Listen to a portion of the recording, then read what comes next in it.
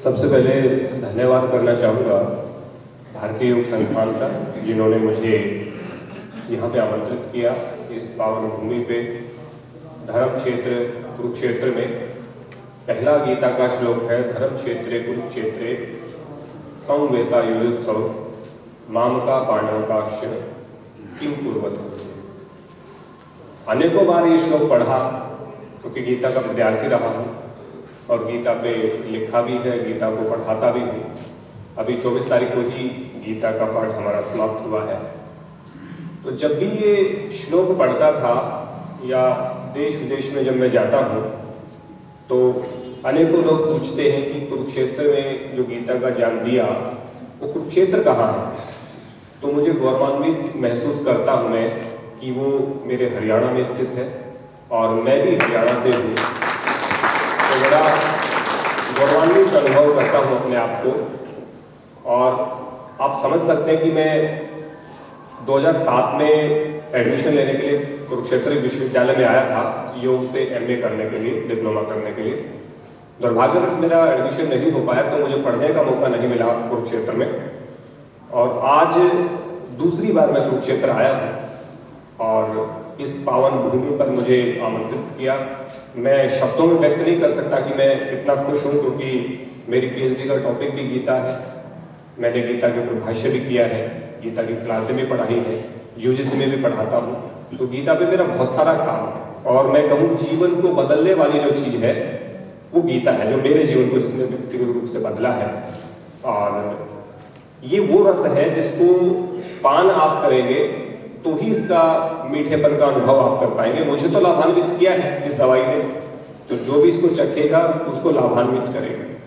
जैसे कहते हैं ना, मीठा मीठा कहने से कभी मुंह मीठा नहीं होता, मीठा खाना पड़ता है। तो गीता गीता कहने से, गीता के श्लोकों की व्याख्या करने से या गीता को घर में रखने से काम नहीं चलेगा। हम कुरुक्षेत्र के मैदान में, धर्म क्षेत्र कुरुक्षेत्र के मैदान में गीता का उपदेश हुआ तो हम गौरवान्वित तो अनुभव कर सकते हैं, लेकिन लाभान्वित होने के लिए क्या करना पड़ेगा? दो चीजें हैं। एक, गौरवान्वित आप अनुभव कर सकते हैं, गौरव का अनुभव कर सकते हैं। आप हरियाणा से हैं, आप कुरुक्षेत्र से हैं, उस पावन भूमि से हैं जहां पे गीता जी का उपदेश हुआ। दूसरा, आप लाभान्वित भी हो सकते हैं। बहुत सारे ऐसे लोग हैं जो इस देश में नहीं रहते, इस प्रदेश में नहीं रहते, दूर दूर तक कभी इस प्रदेश में नहीं आए, लेकिन लाभान्वित हो रहे हैं वो लोग। आप गौरवान्वित महसूस करना पसंद करेंगे या लाभान्वित होना पसंद करेंगे, ये आपको तय करना है। यदि केवल गौरवान्वित महसूस करना है तो उसको हम बोलते हैं आडंबर, दिखावा, दर्प जिसको हम कहते हैं, दर्प जिसको हम कहते हैं कि दिखावा कि मैं हरियाणा से हूँ, मैं कुरुक्षेत्र की पावन भूमि से हूँ। क्या आपने गीता के उपदेश का पालन किया? क्या उसका अनुसरण किया? अनेक उपदेश लोग दे करके जाते हैं और उस उपदेश का लाभ कब मिलेगा? दो चीजें होती, एक जानना, एक मानना। आपको पता है अनुलोम विलोम कपालभाति आपको लाभ करेगा, तो क्या सोचने से लाभ कर देगा? उसके लिए क्या करना पड़ेगा? कपालभाति अनुलोम विलोम को क्रियान्वित रूप से आपको करना पड़ेगा। अनुलोम विलोम कपालभाति का प्रैक्टिशनर आपको बनना पड़ेगा।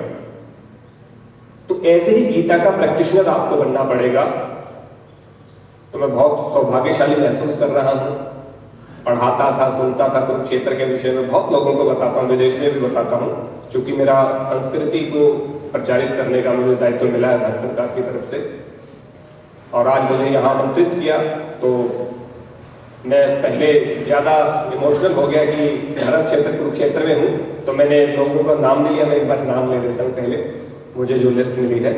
हरियाणा योग आयोग, ये हमारे लिए और भी गौरव की बात है कि हरियाणा योग आयोग की स्थापना हुई, जिससे योग का प्रचार प्रसार करने में और भी ज्यादा मदद हमें मिलेगी। और उसके 3 मेंबर जो है हमारे साथ हैं। वाइस प्रेसिडेंट रोशन लाल जी, जो कि बहुत ही कर्मठ हमारे बड़े भाई हैं और ऊर्जावान है। साथ में हमारे मनीष, डॉक्टर मनीष जी कुकरेजा, जो कि बहुत सालों से मेरे बड़े भाई भी हैं और मित्र भी हैं अच्छे।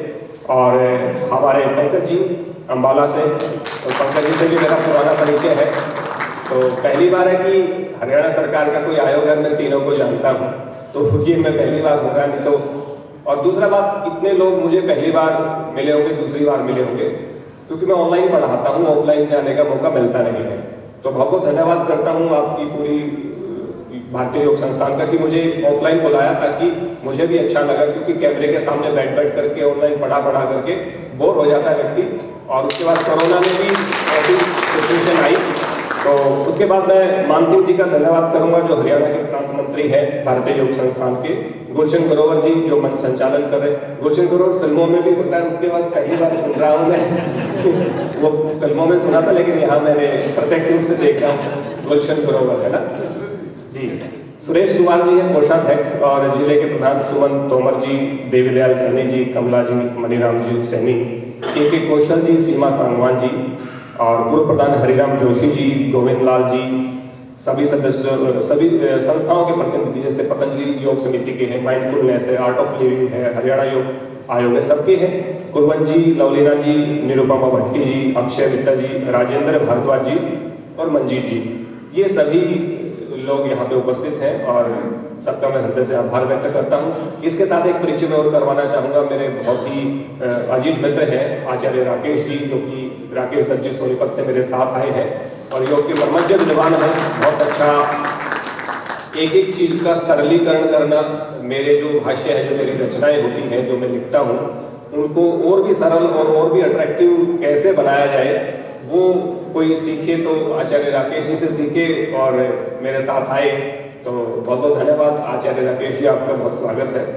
और डॉक्टर हरिश्चंद्र जी रजिस्ट्रार हैं हरियाणा योग आयोग के, उनका भी बहुत बहुत स्वागत। इसके अलावा बहुत सारे लोग हैं जिनका मैं नाम नहीं जानता हूँ, लेकिन चूंकि मुझे 10 से 12 मिनट बोलने के लिए कहा था, तो 3-4 मिनट मेरी खत्म हो गई होगी। तो अब मैं बात करता हूँ गीता के ऊपर। गीता की आवश्यकता आज क्यों है? आज से 5100 साल पहले होगी बात, अर्जुन और साथ में था, योगीराज श्री कृष्ण ने उपदेश दे दिया, बात खत्म हो गई। लेकिन आज आवश्यकता क्यों है? मुझे गीता कैसे लाभान्वित कर सकती है, आपको गीता कैसे लाभान्वित कर सकती है? क्या गीता आचार्यों के लिए बनाई गई है? क्या गीता केवल पीएचडी का विषय है? क्या गीता केवल धार्मिक ग्रंथ है? क्या गीता पर हाथ रख के कसम खाई जाने के लिए ही गीता है? महिलाओं के लिए गीता किस प्रकार उपयोगी हो सकती है? क्योंकि ये तो मानेगी कि अर्जुन के लिए थी, लड़ाई के मैदान में बात कही गई, योद्धा के लिए है, तो व्यापारी के लिए गीता किस प्रकार उपयोगी हो सकती है? एक विद्यार्थी के लिए गीता किस प्रकार उपयोगी हो सकती है? एक अध्यापक के लिए गीता किस प्रकार उपयोगी हो सकती है? गृहिणी के लिए गीता किस प्रकार उपयोगी हो सकती है? ये चिंतन का विषय है और इसी चिंतन को मैं अगले 4 से 5 मिनट में कंप्लीट करने का प्रयास करूंगा। हम सामान्यतः मनुष्य हैं सभी, 5100 साल पहले भी मनुष्य थे, अर्जुन भी मनुष्य है। और जब अर्जुन को आज से 5100 साल पहले जो लक्षण दिखे, वो किस प्रकार के लक्षण थे? उसका मुख सूख रहा था, रोए खड़े हो रहे थे, गला सूख रहा था, दिखना बंद हो गया था, चक्कर आ रहे थे और उसको उसकी कंपन से उसको एकदम से भ्रमित होकर के नीचे गिर गया, वो बैठ गया। ये लक्षण क्या है? आधुनिक जीवन में इनको क्या कहते हैं? अवसाद, टेंशन, डिप्रेशन, स्ट्रेस, यही तो बोलते हैं। यही चीजें 5100 साल पहले थी, आज नई नहीं आई है। आज इनके नाम नए हैं, टीवी पे ऐड नई है, यूट्यूब पे आप जाएंगे तो बहुत सारा ये मटेरियल आपको मिलेगा, तो लगेगा अच्छा स्ट्रेस है, डिप्रेशन में है, तनाव में है। हर व्यक्ति तनाव में होगा। क्यों? 2 चीजों को नहीं संभाल पाते हम, अनुकूलता और प्रतिकूलता। वही अर्जुन है, बहुत सारे युद्ध लड़े, बहुत लोगों को मारा, कभी हाथ नहीं कांपे, लेकिन सामने अपना भीष्म पितामह को देखता है, गुरु द्रोण को देखता है, अपने चाचाओं को, ताऊओं को, मामाओं को, फूफाओं को देखता है, उसके हाथ कांपने लगते हैं कि इनको मारकर मैं राज्य को कैसे प्राप्त करूंगा, इनके खून से सने राज्य को प्राप्त करके मैं क्या ही प्राप्त कर लूंगा, और राज्य का लाभ तो अपने लोगों के साथ भोगने से है। अब जब यही नहीं रहेंगे तो मैं राज्य का क्या करूंगा? इस प्रकार की सन्यासियों और वैराग्यों जैसी बात करने लगा। एक योद्धा क्षत्रिय कुल में पैदा हुआ, क्षत्रिय शिक्षा दीक्षा हुई। क्यों? क्योंकि प्रतिकूलता दिख रही थी, सामने अपने मारने थे ना, तो वो प्रतिकूलता हो गई। कभी भी प्रतिकूलता से मत डर गया। संघर्ष हमेशा कुछ सिखा करके जाता है। जब आप संघर्ष में होते हैं, प्रतिकूलता में होते हैं, कष्ट में होते हैं, तो खो कुछ नहीं रहे होते आप। खोने का डर तब होता है जब आप अनुकूलता में होते हैं, लाभ में होते हैं, पद पे होते हैं। जब आपके पास पद ही नहीं है, आपके पास लाभ ही नहीं है, आपके पास कुछ खोने को ही नहीं है, तो चिंता किस विषय की है? तो प्रतिकूलता से मत घबराइए, घबराना अनुकूलता से है। और अनुकूलता को जिसने बचाना सीख लिया, कंफर्टेबल और अनकंफर्टेबल 2 सिचुएशन होती हैं। और ये जीवन में तमाम जीवन चलेंगी, जन्म से लेकर के मृत्यु तक आपकी अनुकूलता और प्रतिकूलता चलेगी। इनको बदल नहीं सकते।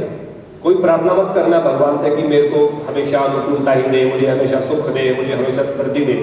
हमेशा प्रार्थना करो कि मुझे हमेशा सद्बुद्धि प्राप्त हो। जैसे गायत्री मंत्र का सार है, तूने हमें उत्पन्न किया, पालन कर रहा है तू, तुझसे ही पाते प्राण हम, दुखियों के कष्ट हरता है तू, तेरा महान तेज है छाया हुआ सभी स्थान, सृष्टि की वस्तु वस्तु में तू हो रहा है विद्यमान, तेरा ही धरते ध्यान हम, मांगते तेरी दया, प्रभु हमारी बुद्धि को श्रेष्ठ मार्ग पर चला। जब बुद्धि निश्चयात्मक होगी, बुद्धि सम होगी और सम भाव से युक्त होगी, तो अनुकूलता और प्रतिकूलता में भेद करने में आपको जरा भी समय नहीं लगेगा, उस सिचुएशन को हैंडल करने में भी समय नहीं लगेगा। क्या कोई व्यक्ति कह सकता है कि जीवन में कभी बीमार नहीं होगा? क्या कोई व्यक्ति कह सकता है कि हमारे परिवार में किसी की दुर्घटना नहीं होगी हुई?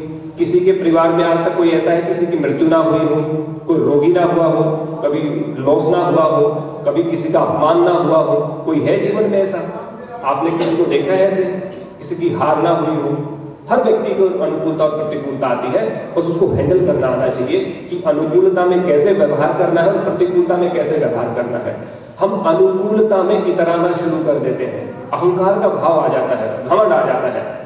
मैंने बाइसेप ट्राइसेप जाके जिम में अच्छे बना लिए तो मुझे घमंड आ गया, ऐसे चौड़ी छाती करके चलूंगा।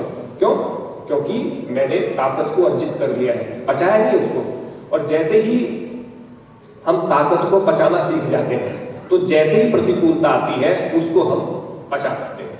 अनुकूलता को पचा लीजिए, कंफर्टेबल सिचुएशंस को पचा लीजिए। ये गीता का मैं सार बता रहा हूँ, 18 अध्याय का सार बता रहा हूँ। समत्वम योग उच्चते की बात की गई है, कहा सुख दुख समय कृत्वा लाभालाभ हो जया जयो। ये सुख दुख है, मान अपमान है, जय विजय जय पराजय है, और सुख दुख लाभ आदि में हमें समभाव से रहना है। और समभाव में आपको एक ही जगह प्रैक्टिस करनी है, दो जगह प्रैक्टिस नहीं करनी है। एक जगह प्रैक्टिस करनी है आपको, वो करनी है अनुकूलता में। जब आपको सुख मिला है, जब आपको लाभ मिला है, जब आपको पद मिला है, जब आपको प्रतिष्ठा मिली है, जब आप सुख संपन्नता से परिपूर्ण है, जब आप परिवार में सौहार्द है, खुशी का माहौल है, उसको पचाना सीख जाइए। वहां पे अहंकार मत आने दीजिए, वहां पे इतराना शुरू मत करिए, वहां पे अहम भाव को मत आने दीजिए, वहां पे अपने आप को सुपरमैन मत समझिए। प्रतिकूलता आपका बाल भी बांका नहीं कर सकती जीवन में। प्रतिकूलता बाल बांका तब करती है, प्रतिकूलता डिप्रेशन में आपको तब लेकर के जाती है जब आप अनुकूलता में घमंड और अहम और अहंकार से भर जाते हैं। उसी दिन आप फॉर्म भर देते हैं कि जैसे ही प्रतिकूलता आएगी, जैसे ही हार मिलेगी, जैसे ही नुकसान मिलेगा व्यापार में, जैसे ही पढ़ाई में मैं फेल हो जाऊंगा, जैसे ही मेरे नंबर दूसरे पड़ोसी के नंबर से कम आ जाएंगे, जैसे ही किसी के घर में नौकरी लग जाएगी दूसरे के घर में, तुरंत मुझे डिप्रेशन आएगा, क्योंकि मैंने इसकी एक्सपेक्टेशन तो नहीं की थी, मैंने तो अपने सुख की एक्सपेक्टेशन की थी। जब ऐसे एक्सपेक्टेशन को छोड़ देते हैं और ये तैयार रहते हैं कि अनुकूलता दिन है, रात भी आएगी, सुबह आएगी, शाम आएगी, द्वंद कहते हैं इनको, अनुकूलता प्रतिकूलता को। लाभ हानि, सुख दुख, मान अपमान, जय पराजय, गर्मी सर्दी, भूख प्यास, ये आएंगी ही आएंगे, रुक नहीं सकती है। ये दिमाग में आप बैठा लीजिए।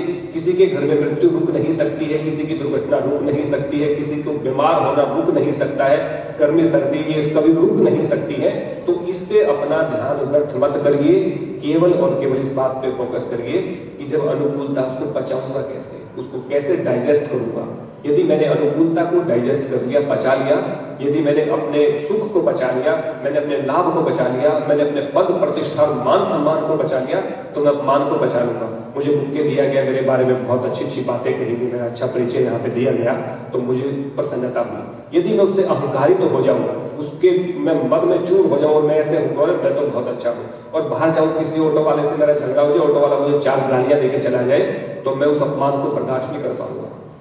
मैं कहूँगा अभी तो मेरा सम्मान हुआ था स्टेज पे, अभी तो इतनी अच्छी अच्छी बातें बोली गई थी, अभी तो मुझे फूल दिए गए थे, और वो जाकर के मुझे कह रहा है ये। तो यदि मैंने इस मान को बचा लिया ना, तो उस ऑटो वाले की गालियां नहीं बचा लूंगा मैं। यदि मैंने ये नहीं बचाया ना, इसमें अहंकारी तो हो गया था, तो मैं वो ऑटो वाले की गालियां नहीं बचा पाऊंगा। ध्यान लगाने का मतलब ये नहीं कि आप यहाँ बैठे आराम से ध्यान लगा लिया, लगेगा, इसमें बुराई क्या है, लगी जाएगा, अच्छे अच्छे टीचर हैं आपके पास, ध्यान लगवा देंगे आपका। लेकिन ध्यान का परीक्षण कहाँ होगा? जब आप सब्जी खरीद रहे होंगे, जब आप ऑटो में जा रहे हैं, जब आप ट्रेन में बैठ रहे हैं और कोई पैर पे पैर रख देगा, जब कोई गलती करेगा, सामने से ओवरटेक करेगा, कोई रॉन्ग साइड से आपके सामने आ रहा है ट्रैफिक में, कोई बार बार हॉर्न बजा रहा है आपके सामने, वो बर्दाश्त करना ही ध्यान का परीक्षण है। तो ध्यान सीख तो यहाँ लोगे, लेकिन परीक्षण आपका भीड़ में, बाजार में, दुष्ट लोगों के साथ, पापी लोगों के साथ, जो अनपढ़ लोग हैं, जो गंवार हैं, जो नहीं समझते इन बातों को, उनके साथ आपका वास्ता है। और वहां पर आपने यदि अपना आपा खो दिया, वहां पे धैर्य को खो दिया, तो इसका मतलब ध्यान किया तो उसको अपनाया नहीं है।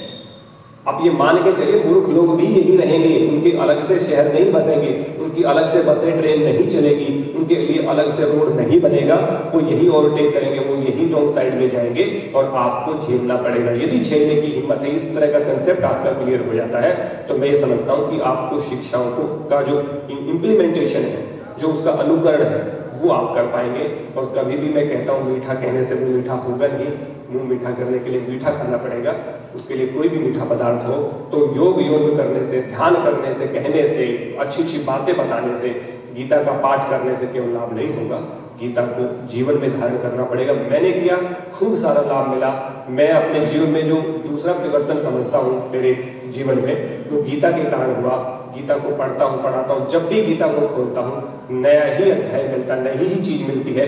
जब भी गीता को खोलोगे नया कुछ पाओगे, ये मैं लिख करके दे सकता हूँ।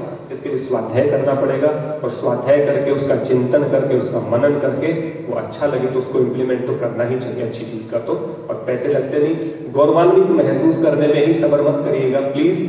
आप गौरवान्वित महसूस कर सकते हैं, गीता के ज्ञान पर गौरव महसूस कर सकते हैं, लाभान्वित होने का प्रयास करिए। इसी आशा और विश्वास के साथ मैं आप सब लोगों के बीच में आया। फिर से धन्यवाद दूंगा पूरी टीम का कि मुझे ऑफलाइन बोलने का मौका दिया, क्योंकि मैं बोल नहीं पाता हूँ ऑफलाइन। अमेरिका में रहा तो भी ऑनलाइन चला, यहाँ था तब भी ऑनलाइन पढ़ाता था, उसके बाद फिर यूजीसी में फिर ऑनलाइन पढ़ा रहा हूँ। ऑनलाइन के अपने फायदे हैं, ऑफलाइन के अपने फायदे हैं, और लेकिन मुझे ऐसे चेहरे नहीं दिखते उसमें, तो अच्छा सा नहीं लगता कई बार। तो बहुत धन्यवाद डॉक्टर मनीष